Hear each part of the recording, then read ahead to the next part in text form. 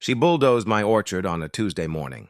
The kind of morning where the fog still hugs the valley floor and the air smells like cold earth and citrus blossoms. I was standing at the edge of my family's land, coffee mug in one hand, when the first machine roared to life. Diesel smoke curled above the rows of fruit trees my grandfather planted 60 years ago.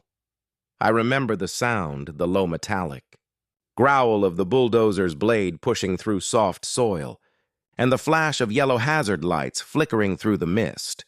The noise drowned out the birds, the wind, even my thoughts. My orchard was being torn apart before my eyes.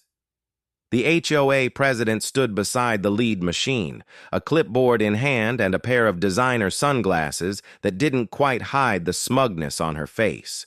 Her name was Vivian Holt, though everyone in town called her Madam Chair.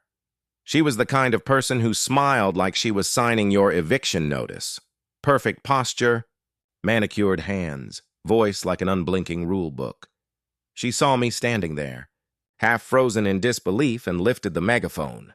"Mr. Corbin," she called out, "you've ignored multiple violation notices. This land has been reclassified as community property pending redevelopment. You are trespassing on my own land." That was the moment the disbelief melted into something else. Quiet fury.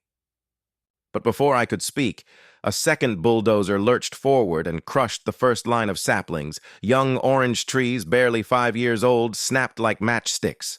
The sound wasn't just mechanical, it was emotional.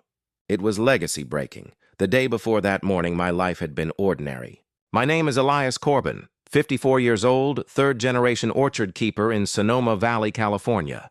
The Corbin orchard wasn't big, just 30 acres of sunburnt hills and irrigation lines older than me. But it was mine. My grandfather, Samuel Corbin, planted the first trees in 1959, back when the valley was still all farmland and not yet swallowed by vineyards and gated communities. He used to say, "The land remembers who takes care of it." He passed that saying, and the orchard, down to my father, who passed it to me. I never planned to be rich. I just wanted to keep the trees alive. For years, life moved slow, pruning branches, repairing irrigation pumps, selling fruit at the weekend market. Then, in 2018, everything around us started changing. The farmlands got rezoned, and a luxury housing development called Silver Grove Estates broke ground right across our fence line. It started small. A few model homes, a sales trailer, then paved roads that gleamed like black ribbons under the sun. Before long, 200 beige houses stood where there used to be fields. And with them came something far worse, the Silver Grove HOA. At first, I ignored them. They had nothing to do with me. My land had existed decades before their bylaws were written. I was outside their jurisdiction. Or so I thought. Vivian Holt, the HOA president, had other plans. The first letter arrived in a white envelope with embossed lettering. Silver Grove Homeowners Association Notice of Violation. Violation? I laughed. I wasn't even a member. I tossed it on the kitchen counter. 2 weeks later, a second letter came, this time taped to my gate. Your irrigation ditch overflows into the community walking trail. Fines will accrue if left unaddressed. I drove out to the spot they mentioned. The community trail was a strip of dirt that used to be my grandfather's old service road. Somehow they'd included it in their subdivision plan, right up to my fence line. By month's end, I had 6 notices: weeds too tall, fencing unsightly, visual blight to neighboring homes. They even complained that my barn's faded red paint lowered property values. It was laughable, until one notice mentioned something different. Failure to comply may result in enforcement action, including property assessment. That word, assessment, stuck in my mind. It sounded too official, too permanent. Vivian showed up in person 2 weeks later. She arrived in a white SUV with the HOA logo on the door. Community integrity in action. I still remember her first words. "Mr. Corbin, we'd like to discuss your orchard's boundary line. It seems your property overlaps with our community green zone." "Green zone?" I asked. "That's been my fence for 40 years. She smiled the way people do when they already decided you're wrong. "Boundaries change." "Mr. Corbin, The county maps have been updated. She handed me a laminated copy of a plat map, bright, colorful, with my orchard conveniently sliced by a new dotted line that put nearly 5 acres inside their HOA's jurisdiction. That's when I noticed the signature on the document. V. Holt, Vivian herself. She'd certified the map as an HOA official. My father used to say there are 2 kinds of thieves, the ones who wear masks and the ones who wear perfume. Vivian was the second kind. Over the next month, things escalated. Contractors started showing up at my gate claiming they were surveying community land. A real estate agent knocked on my door asking if I'd consider relocation assistance. Even the mail changed. I started getting HOA newsletters addressed to community member. Parcel 19B. Parcel 19B was me. Then came the breaking point. The morning I found the orange, notice stapled to my barn door. Final notice of compliance. Unauthorized agricultural use on residential zone. Remove all trees and structures within 30 days. That's when I realized this wasn't harassment. It was an operation. Vivian wanted my orchard gone. I spent that night sitting on the porch looking out at the trees under the moonlight. Rows of orange and lemon trees, their leaves whispering in the wind. My father used to walk those rows at dusk, touching each trunk like greeting old friends. I whispered into the dark, "They're not taking this." But I didn't know yet how deep the roots of her scheme went, into county offices, tax records, and even the planning commission. I didn't know how many people had already signed off on my orchard's death warrant. All I knew was that by the time I woke up, the bulldozers were already at the gate. Vivian had filed an emergency demolition permit citing public safety concerns, soil instability, fire hazard, and environmental code violations. All fake, all backed by signatures from her own board members. And now, here she was, watching my grandfather's orchard crumble under metal and arrogance. That morning, as the machines tore through the earth, I said nothing. I didn't scream or charge at them. I just took out my phone and started recording, because somewhere deep down, I remembered what my grandfather always said. The land remembers, but so do the county records. The day after the bulldozers came, the orchard was silent in a way that didn't feel natural. The air still smelled like diesel and splintered wood. The birds that used to gather on the fence posts were gone. The rows that once glowed green under the morning sun were nothing but a scar of torn roots and gray soil. I spent that whole night replaying every second of the destruction in my mind. The roar of the engines, the smirk on Vivian's face, the sound of old wood snapping. Every frame was burned into my memory like a brand. By sunrise, my anger had crystallized into something sharper. Focus. I loaded my truck and drove straight into town, past the vineyards, past the shiny gates of Silver Grove Estates, and parked outside the Sonoma County Recorder's office. A beige building with flickering fluorescent lights and the faint smell of dust and ink. The woman at the counter looked up. "Morning. What can I help you with?" "I need to see all records for parcel 19B and adjacent lots," I said. Her eyebrows rose. "That's a lot of paperwork. I've got time." 3 hours later, I was buried under a mountain of plat maps, deeds, and zoning amendments. Most of it looked ordinary. Survey dates, coordinates, assessor stamps. But then I found it. A revised zoning map from 2 years ago, stamped approved, showing my orchard bisected by the new green zone Vivian had mentioned. Only this one had a digital signature from the county planning supervisor, Michael Penn. I knew Michael. He'd grown up 2 towns over. Used to buy my fruit for his kids. I drove straight to the planning department and waited outside his office until he came out. "Elias?" he said, surprised. "What brings you here?" "You tell me," I replied, sliding the map across his desk. "Why does your signature put half my land inside Silver Grove's boundaries?" He frowned, scanned the document, then shook his head. "This isn't mine. We haven't done boundary adjustments for that area in years." "Then who did?" He leaned closer, squinting at the signature. "This stamp is real, it's the county's, but the document number isn't in our system. This was forged. The room went cold. Can you print me the official plat file for that area? I asked. He hesitated. Elias, if someone's falsifying county records, you need to be careful.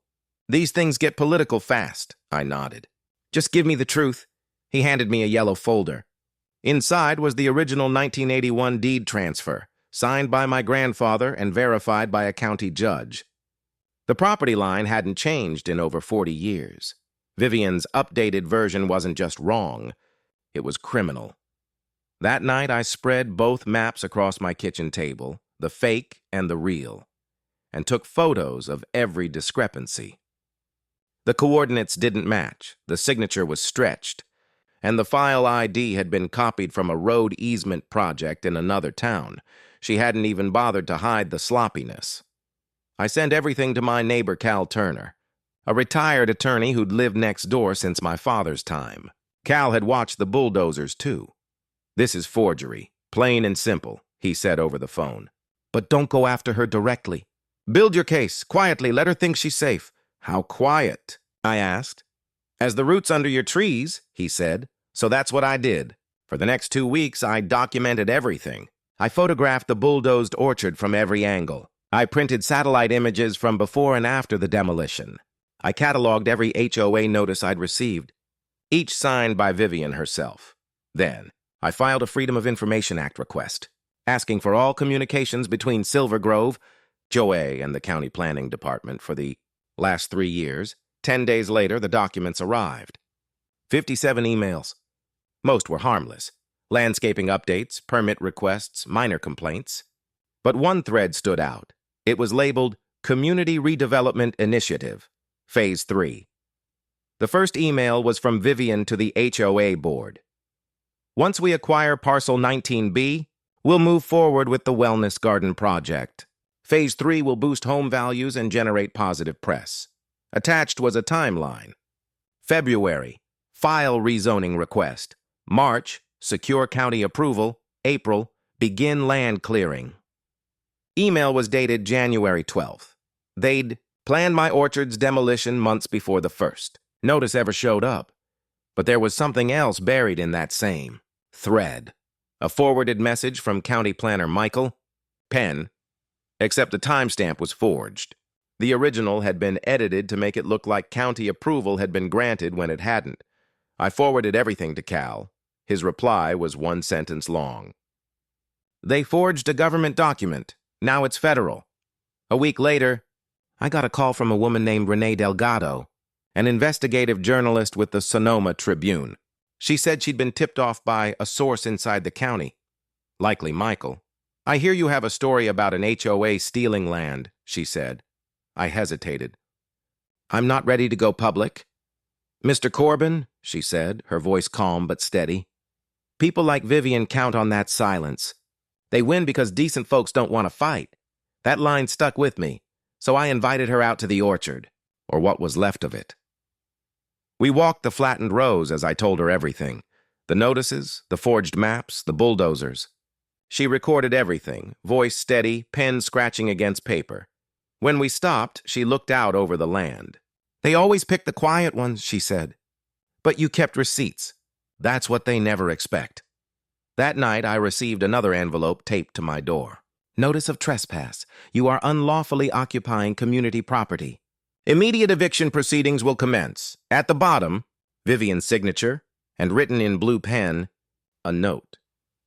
You should have taken the relocation offer. I stared at it for a long time before I noticed something. The letterhead. The HOA's logo had changed. The address at the bottom wasn't the HOA office. It was a private P.O. box in San Rafael. Vivian had been sending official documents through her personal mailbox. That was illegal, too. Cal came by the next morning. You've got her cornered, he said, scanning the letter. But let's make sure she digs her own hole. We started assembling the timeline. Every email, every forged signature, every lie. Cal's plan was simple. We'd present everything at the next county commission hearing where Vivian was scheduled to push her green zone expansion. You'll have 3 minutes to speak, he said. Make them count, I nodded. Then we'll make it the longest 3 minutes of her life.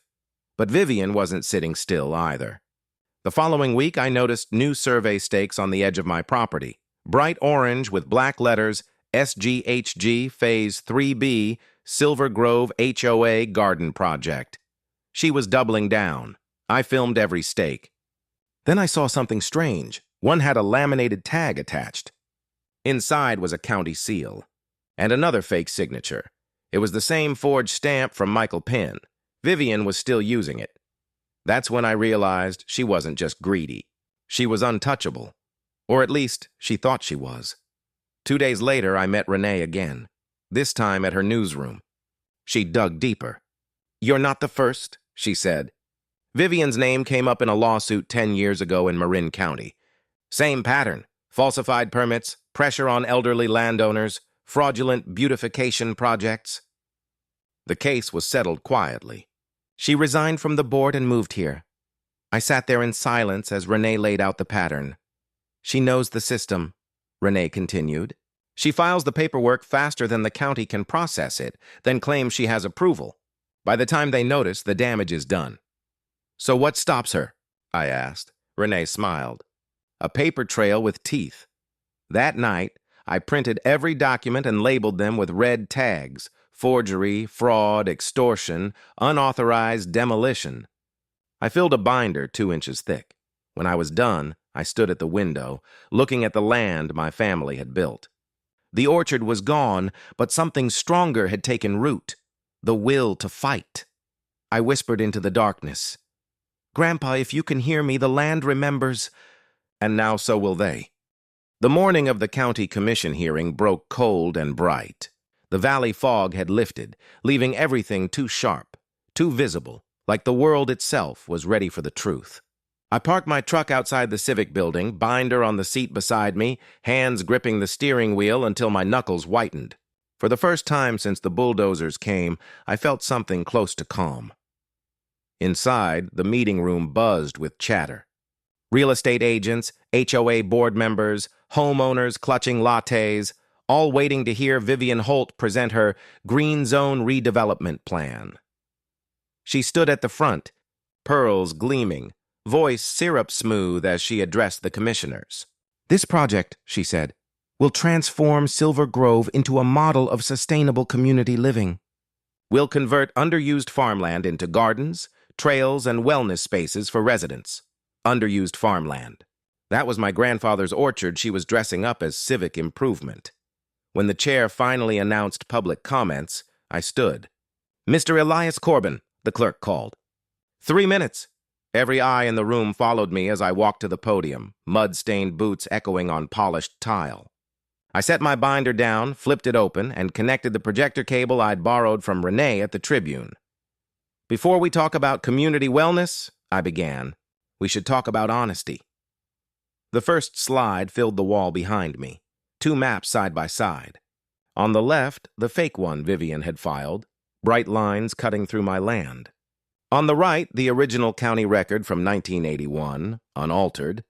"Judge sealed, boundaries intact. These documents," I said, "show that parcel 19B has been in my family for 64 years.